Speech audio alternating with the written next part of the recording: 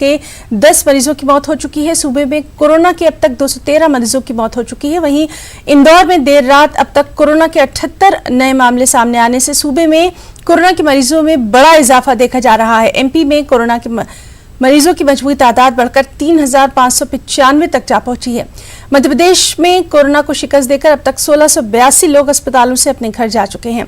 Corona के मामले में एमपी में सबसे ज्यादा तशवीशनाक सूरत हाल इंदौर और भोपाल की देखी जा रही है। इंदौर में कोरोना के मरीजों की तादाद 1885 हो गई है, भोपाल में 725। इंदौर में कोरोना से अब तक 89 और भोपाल में 30 लोगों की मौत की खबर है।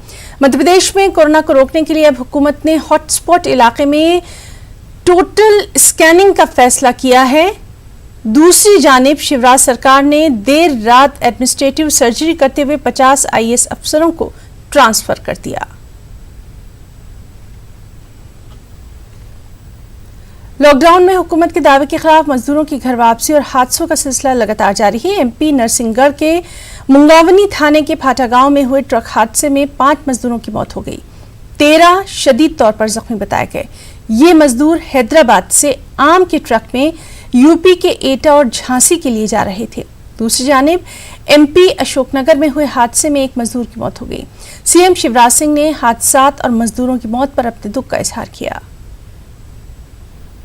आगरा के लिए जाते। आगरा? हाँ, आगरा से हमारा एटा डिस्ट्रिक्ट में गाँव पड़ता है। यूपी में?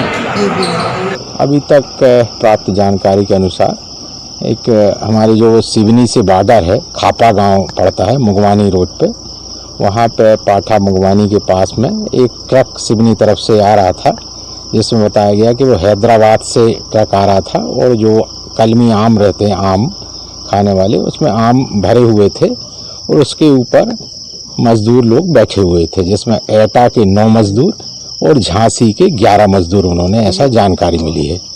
इसमें से जैसे ही दुर्घटना हुई उसमें अभी 12 मजदूरों का इलाज चल रहा है और 5 लोगों की संभवतः अभी डॉक्टर उसमें चेक कर रहे हैं, 5 लोगों की दुखद मृत्यु।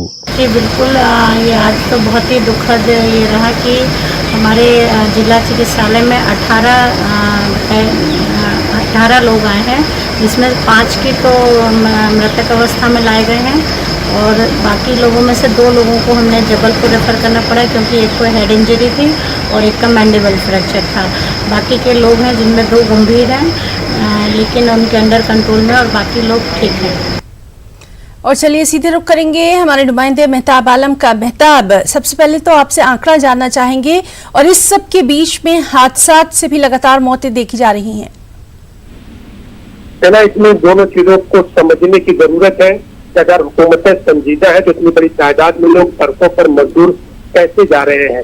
आखिर जो है जब सोशल डिस्टेंसिंग की बात की जा रही है तो सड़कों में इतनी बड़ी बड़ी तादाद में लोग अगर जा रहे हैं तो उनकी जो है वहाँ पे जाने कैसे दिया जा रहा है। और फिर अभी नरसिंहगढ़ वाला जो हादसा हुआ है उसमें जो जांच की गई उसमें एक मजदूर कोरोना पॉजिटिव पाया गया है और अगर वहाँ पर जो है 5 लोगों की मौत हुई, 2 की हालत जो है बहुत सीरियस है, 13 लोग जो जख्मी है। अगर एक जो पॉजिटिव पाया गया 3 लोगों को भी जो है मरद फैलने का अंदेशा होता है। और फिर सवाल यही है कि कितनी अगर आप हाईवे पे निकल जाइए तो इतनी बड़ी तादाद में लोग जा रहे हैं तो हुकूमतें जो दावा कर रही हैं वो लोग कहाँ पे जा रहे हैं और फिर जो ऐलान किया जा रहा है क्या खुला जगह पे ट्रेन जाएगी और ये जाएगी, ये मजदूरों के आने का सिलसिला क्यों नहीं थम रहा है।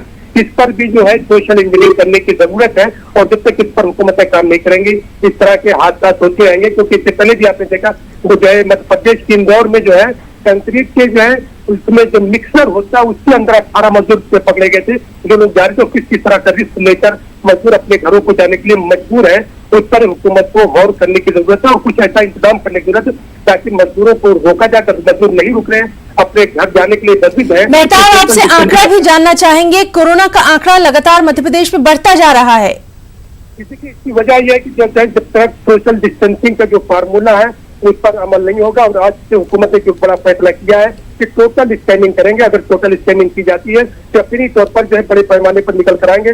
लेकिन आपको एक बात नहीं भूलनी चाहिए कि मध्य प्रदेश में जो है अब तक जो है भोपाल की हम बात करें तो भोपाल में 23,000 सैंपल लिए जा चुके हैं, जिसमें से अब तक 19,000 सैंपल जो पेंडिंग में है। और अगर इतनी बड़ी तादाद में सैंपल पेंडिंग है और 5 दिन 7 दिन बाद जो है इनकी जो है रिपोर्ट आती है तो ये मामले रुकेंगे नहीं बल्कि बढ़ते जाएंगे जब तक हुकूमत इस पर एक कदम नहीं उठाती है कि सिंपल जो भी टेस्टिंग हो रही है उसकी रोज रिपोर्ट। जी मेहता, आप तो बहुत बहुत शुक्रिया अदा करना चाहेंगे आपका तमाम तर जानकारी के लिए। लगातार वहां के आंकड़ों पर हम